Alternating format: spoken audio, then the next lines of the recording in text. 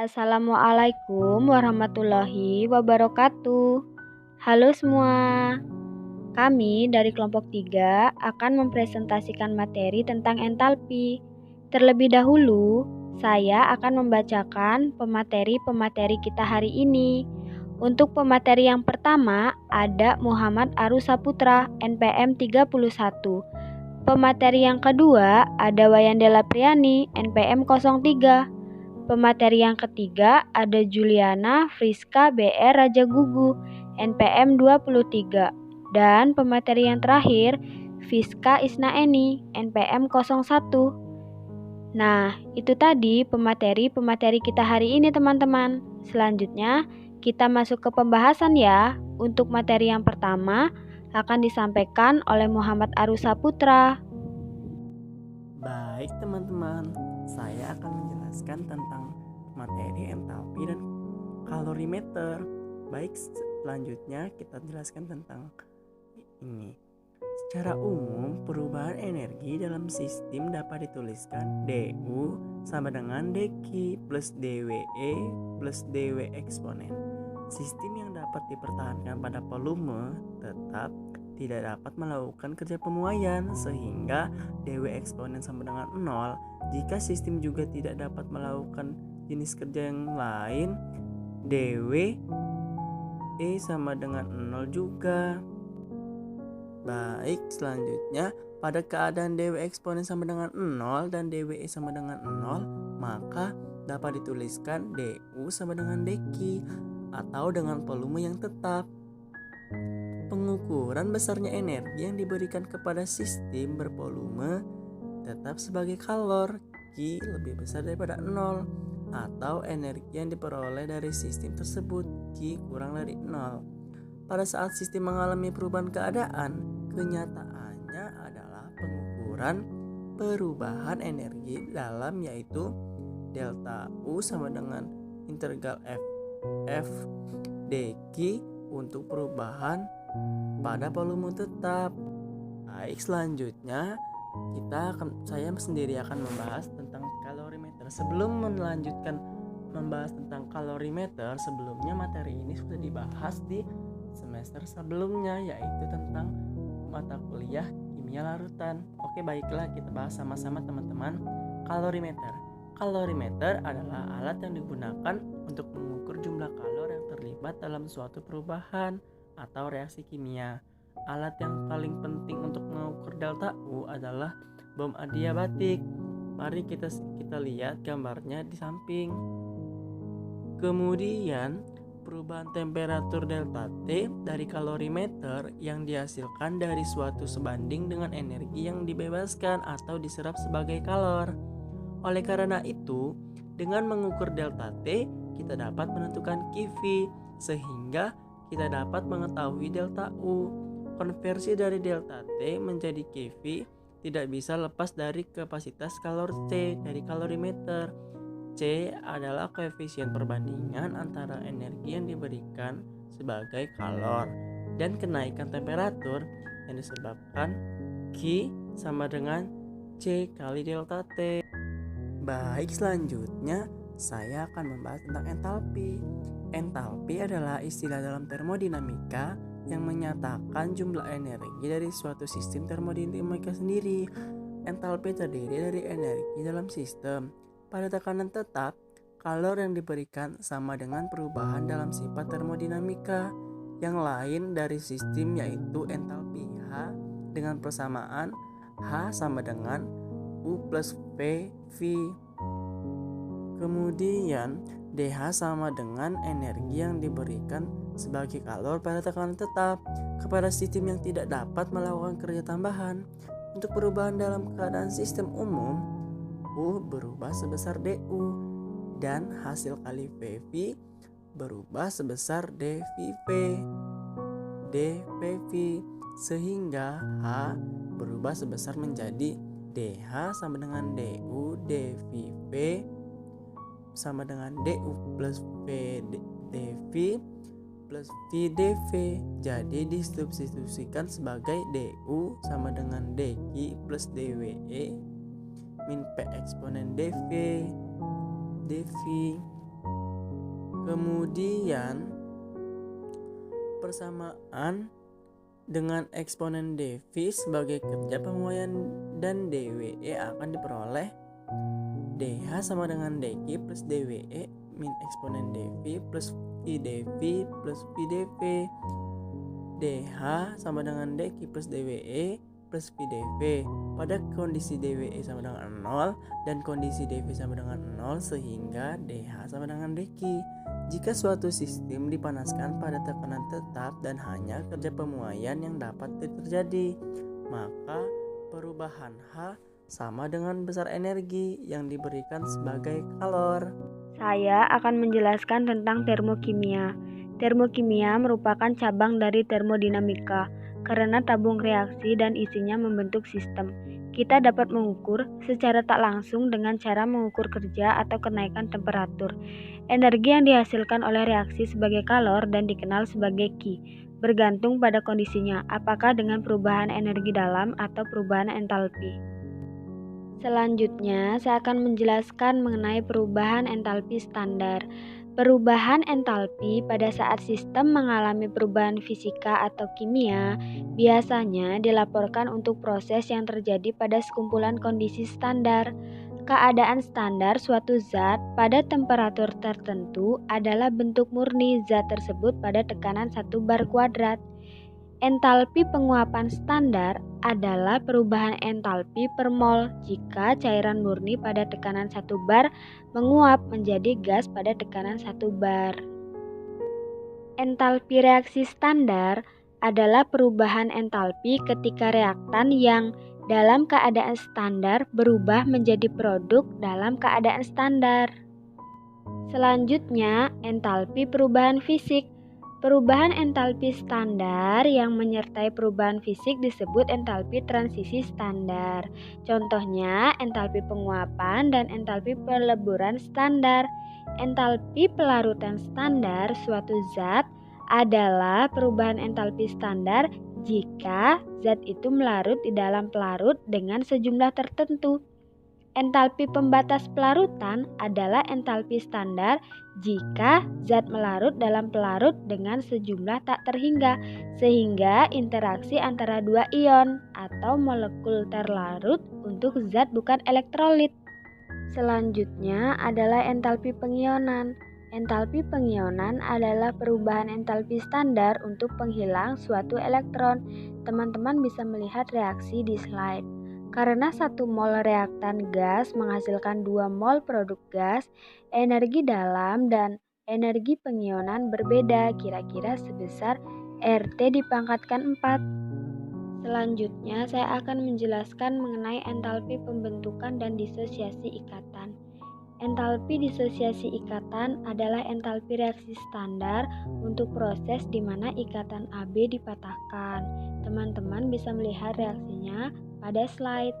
Entalpi disosiasi suatu ikatan itu bergantung pada struktur molekul sisanya.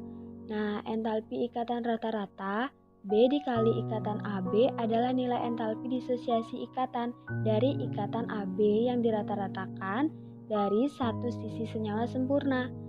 Entalpi ikatan rata-rata ini berguna karena memungkinkan kita memperkirakan perubahan entalpi reaksi apabila datanya tidak tersedia. Kemudian adalah entalpi perubahan kimia.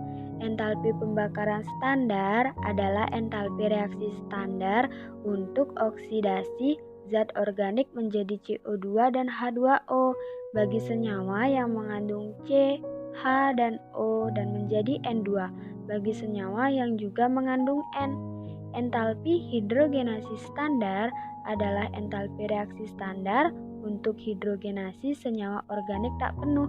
Dua hal yang sangat penting adalah hidrogenasi etana dan benzena. Oke, selanjutnya adalah hukum Hess. Entalpi reaksi secara keseluruhan adalah jumlah entalpi reaksi dari reaksi-reaksi individual yang merupakan bagian dari suatu reaksi. Hukum Hess sangat penting dalam perhitungan kalor reaksi yang tidak dapat ditentukan secara eksperimen. Untuk contohnya dapat teman-teman lihat pada slide ya. Kemudian untuk materi selanjutnya akan dilanjutkan oleh Juliana. pembentukan. Entalpi pembentukan standar atau delta HF suatu zat adalah entalpi standar untuk pembentukan zat itu dari unsur-unsurnya dalam keadaan referensinya.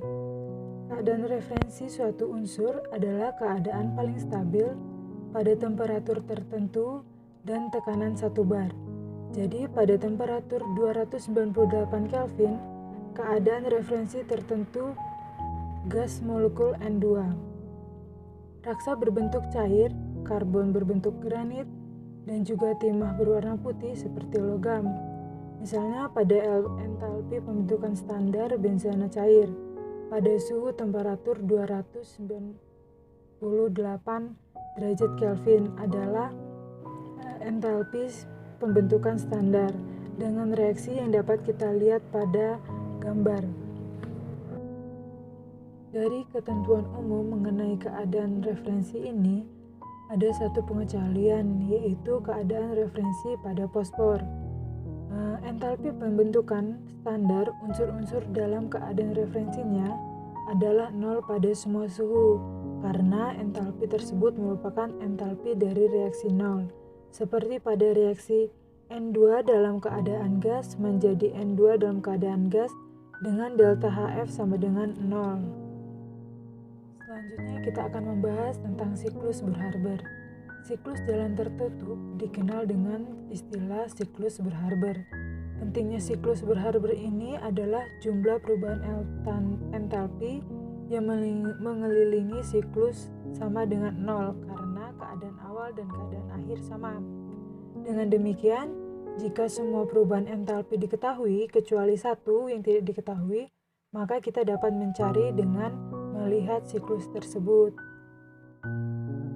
Berikut merupakan contoh siklus Bohr-Haber pada pembentukan NaCl. Reaksi keseluruhan dari NaCl yaitu Na dalam bentuk solid ditambah setengah Cl2 dalam bentuk gas menjadi NaCl dalam bentuk solid dipandang menjadi 5 tahap. Yang pertama yaitu Na dalam bentuk solid diubah menjadi Na dalam bentuk gas. Lalu tahap yang kedua, Na dalam bentuk gas menjadi Na positif dalam bentuk gas ditambah 1 elektron negatif dalam bentuk gas. Lalu tahap yang ketiga yaitu setengah Cl2 dalam bentuk gas menjadi Cl dalam bentuk gas. Tahap yang keempat yaitu Cl dalam bentuk gas ditambah 1 elektron negatif dalam bentuk gas menjadi Cl negatif dalam bentuk gas. Lalu tahap yang kelima yaitu Na positif dalam bentuk gas ditambah Cl- dalam bentuk gas menjadi NaCl dalam bentuk solid. Selanjutnya yaitu entalpi reaksi berkenaan dengan entalpi pembentukan. Secara konsep, kita dapat memandang reaksi berlangsung dengan penguraian reaktan menjadi unsur-unsurnya, kemudian membentuk produk dari unsur-unsur tersebut. Nilai-nilai delta H untuk reaksi keseluruhan adalah jumlah dari entalpi penguraian dan pembentukan. Karena penguraian adalah kebalikan dari pembentukan, maka entalpi tahap penguraian merupakan negatif dari entalpi pembentukan.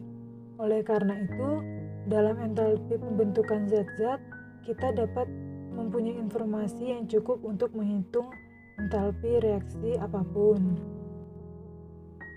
Misalnya entalpi reaksi dari 2HN3 liquid ditambah 2NO gas menjadi H2O2 liquid plus 4N2 gas merupakan jumlah dari kontribusi sebagai berikut, yaitu 2HN3 liquid menjadi 3N2 gas plus H2 gas. Lalu yang kedua yaitu 2NO gas menjadi N2 gas plus O2 gas. Lalu tahap yang terakhir yaitu H2 dalam bentuk gas ditambah O2 gas menjadi H2O2 dalam bentuk liquid. Berdasarkan tabel yang tersedia yaitu tabel 2.10, maka entalpi tersebut adalah min negatif 896,3 kilojoule mol pangkat min 1. Selanjutnya, entalpi pembentukan zat dalam larutan. Entalpi pembentukan zat dalam larutan adalah pembentukan entalpi standar yang menyertai reaksi seperti reaksi-reaksi berikut, yaitu yang pertama, setengah H2 dalam bentuk gas plus setengah Cl2 gas menjadi HCl dalam bentuk aquos dengan delta HF sama dengan negatif 167 kilojoule mol pangkat min 1. Lalu reaksi yang kedua yaitu Na dalam bentuk solid ditambah setengah Cl2 gas menjadi NaCl dalam bentuk aquos dengan delta HF sama dengan negatif 407 kilojoule mol pangkat min 1. Kita dapat menganalisis entalpi pembentukan dalam larutan menggunakan siklus yang sudah kita gunakan untuk pembentukan padatan. Perbedaannya hanya pada penggantian tahap pembentukan gizi, yaitu tahap 5 menjadi Na plus gas ditambah Cl min gas menjadi Na plus gas ditambah Cl min dalam bentuk aquos menjadi NaCl dalam bentuk aquos. Entalpi pembentukan senyawa yang diteorikan sempurna dalam larutan adalah jumlah entalpi pembentukan larutan ion-ion pembentukannya. Jadi, dapat dipikirkan bahwa entalpi pembentukan HCl dalam bentuk aquos adalah jumlah entalpi pembentukan H+ dalam bentuk aquos dan juga Cl- dalam bentuk aquos. Lalu, untuk membagi secara adil nilai keseluruhannya kepada dua jenis ion ini, terdapat entalpi pembentukan standar H+ sama dengan 0. Maka, entalpi pembentukan standar Cl dalam bentuk aquos ini adalah negatif 167 kilojoule mol pangkat min 1. Penggabungan nilai tersebut dengan pengamatan entalpi pembentukan NaCl dalam bentuk aquos, hasil dari nilai Na+ dalam bentuk aquos dan seterusnya. Untuk menganalisis entalpi hidrasi NaCl berkenaan dengan siklus termodinamika, dapat dilakukan hal yang sama untuk entalpi hidrasi individu ion-ion dengan delta HF sama dengan 0. Terdapat beberapa perjanjian, yaitu H+ gas menjadi H+ aquos dengan delta HF sama dengan negatif 1090 kilojoule mol pangkat min 1. Maka nilai Cl- gas menjadi Cl- aquos dapat diperoleh dari data mengenai HCl. Lalu untuk nilai Cl- digabungkan dengan nilai delta HF hidrasi untuk NaCl. Hasilnya adalah nilai sekitar negatif 400 kilojoule mol pangkat min 1 untuk Na+ gas menjadi Na+ aquos. Entalpi hidrasi yang lainnya dapat kita lihat dalam tabel 2.14 berikut. Ion kecil bermuatan tinggi mempunyai entalpi hidrasi paling negatif karena ion-ion ini menarik pelarut dengan kuat. Ketika elektron terperangkap dalam air, seperti jika air diradiasi dengan energi tinggi, elektron itu mempunyai volume yang sama dengan volume sekitar 2 molekul H2O. Baiklah, selanjutnya yaitu mengenai kapasitas kalor. Kapasitas kalor secara umum dapat didefinisikan sebagai perbandingan antara perubahan kalor dan perubahan suhu, atau hubungan antara sejumlah kalor yang dipindahkan dan perubahan suhu, yang secara matematik dapat dituliskan menjadi C sama dengan Q per delta T. Kapasitas kalor juga dapat dikatakan sebagai tenaga yang harus ditambahkan sebagai kalor untuk menaikkan temperatur benda sebanyak 1 derajat, atau banyak energi kalor yang dibutuhkan untuk menaikkan suhu sistem sebanyak 1 derajat. Biasanya dinyatakan untuk per mol zat. Kapasitas kalor suatu gas dapat digunakan sebagai ukuran kemampuan gas untuk menyimpan energi. Makin banyak jumlah atom dalam suatu partikel gas, maka makin besar kemampuan atom-atom untuk menyimpan energi, terutama pada derajat kebebasan vibrasional, sehingga kapasitas kalor gas menjadi makin besar. Kapasitas kalor dibedakan menjadi 2 macam, yakni kapasitas kalor yang diukur pada volume tetap atau CV dan kapasitas kalor yang diukur pada tekanan tetap atau kapasitas kalor pada volume tetap. Kapasitas kalor dalam suatu zat bergantung pada kondisinya. Pertama, kita misalkan suatu sistem memiliki volume tetap sehingga tidak dapat melakukan kerja jenis apapun. Kalor yang diperlukan untuk mengubah temperatur DT adalah dQV sama dengan CV dikali DT, di mana CV merupakan kapasitas kalor pada volume tetap. Sebagaimana telah kita ketahui bahwa DU sama dengan dQV, sehingga kita dapat menuliskannya menjadi DU sama dengan CV dikali DT pada volume tetap, atau juga dapat dituliskan menjadi CV sama dengan DU per DT pada volume tetap.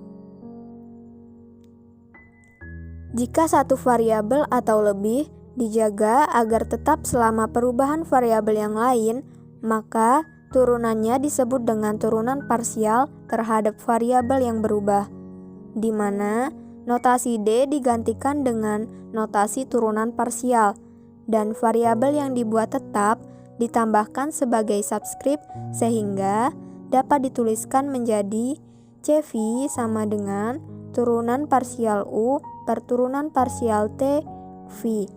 Sehingga secara sederhana kapasitas kalor pada volume tetap atau CV dapat didefinisikan sebagai kalor yang diperlukan untuk menaikkan suhu suatu zat 1 Kelvin dalam volume tetap.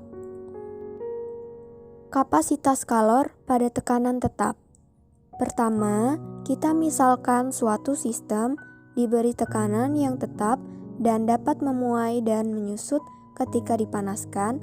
Kalor yang diperlukan agar menghasilkan perubahan temperatur yang sama adalah dQp sama dengan Cp dikali dt, di mana Cp merupakan kapasitas kalor pada tekanan tetap. Pada kapasitas kalor tekanan tetap ini sistem dapat mengubah volumenya, sehingga sejumlah energi yang diberikan sebagai kalor dapat dikembalikan ke lingkungannya sebagai kerja dan tidak khusus digunakan untuk menaikkan sistem. Oleh karena itu, secara umum, CV berbeda dengan Cp. Sebagaimana telah kita ketahui, karena dQp sama dengan dH, sehingga kita dapat menuliskannya menjadi Cp sama dengan turunan parsial H per turunan parsial T, P. Sehingga secara sederhana, kapasitas kalor pada tekanan tetap atau Cp dapat didefinisikan sebagai kalor yang diperlukan untuk menaikkan suhu suatu zat 1 Kelvin dalam tekanan tetap.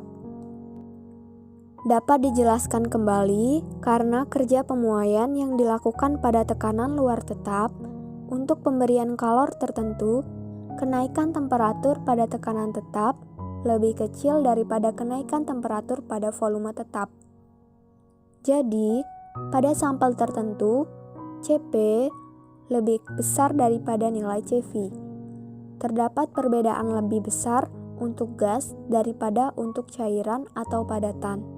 Karena jika dipanaskan, cairan atau padatan hanya mengubah sedikit volumenya, sehingga cairan dan padatan hanya melakukan sedikit kerja. Hubungan sederhana antara kedua kapasitas kalor gas sempurna dapat dituliskan sebagai berikut. Cp dikurangi Cv sama dengan Nr. Sedangkan kapasitas kalor molar adalah orde dari R sendiri, sehingga untuk gas, perbedaan antara kedua kapasitas kalor itu menjadi penting. Selanjutnya, ketergantungan entalpi reaksi terhadap temperatur. Entalpi reaksi dari banyak reaksi sudah banyak diukur pada berbagai temperatur, dan untuk kerja berat, data tepat ini harus digunakan. Walaupun demikian, jika informasi itu tidak ada, entalpi reaksi pada temperatur yang berbeda dapat diperkirakan dari kapasitas kalor dan entalpi reaksi pada temperatur referensi. Pada gambar, kita dapat melihat bahwa entalpi suatu substansi bertambah dengan temperatur. Oleh karena itu, entalpi reaktan total dan entalpi produk total bertambah seperti pada gambar. Entalpi reaksi standar akan berubah dengan berubahnya temperatur. Perubahan pada entalpi suatu substansi bergantung pada slope pada grafik dan kapasitas kalor ketika tekanan konstan. Jadi, jika kita dapat menyimpulkan bahwa ketergantungan entalpi reaksi terhadap temperatur berhubungan dengan perbedaan kapasitas kalor dari produk dan reaktan. Persamaan awal suatu perubahan entalpi dapat dituliskan menjadi delta H sama dengan HT2 min HT1 sama dengan integral T1 T2 Cp dt. Jika perubahan temperatur sangat kecil adalah dt, maka perubahan entalpi zat tersebut adalah Cp dt. Oleh karena itu, untuk perubahan temperatur dari T1 ke T2, entalpi zat berubah dari H T1 menjadi H T2 sama dengan H T1 ditambah integral T1 T2 Cp dt. Persamaan ini berlaku untuk setiap zat dalam reaksi. Entalpi reaksi standar berubah dari delta H0 T1 menjadi delta H0 T2 sama dengan delta H T1 ditambah integral T1 T2 delta Cp dt. Dengan delta Cp sama dengan C Cp dikali C ditambah dCp dikali D dikurangi A Cp dikali A plus BCp dikali B, di mana pada persamaan 3 dapat dikenal sebagai hukum Kirchhoff. Biasanya cukup baik untuk menganggap bahwa delta Cp tidak bergantung pada temperatur, sekurang-kurangnya pada kisaran yang layak. Oke, cukup sekian presentasi yang dapat kami sampaikan. Semoga ilmunya dapat bermanfaat bagi teman-teman semua. Apabila ada pertanyaan, yuk kita diskusikan bersama. Dan kami akhiri. Wassalamualaikum warahmatullahi wabarakatuh.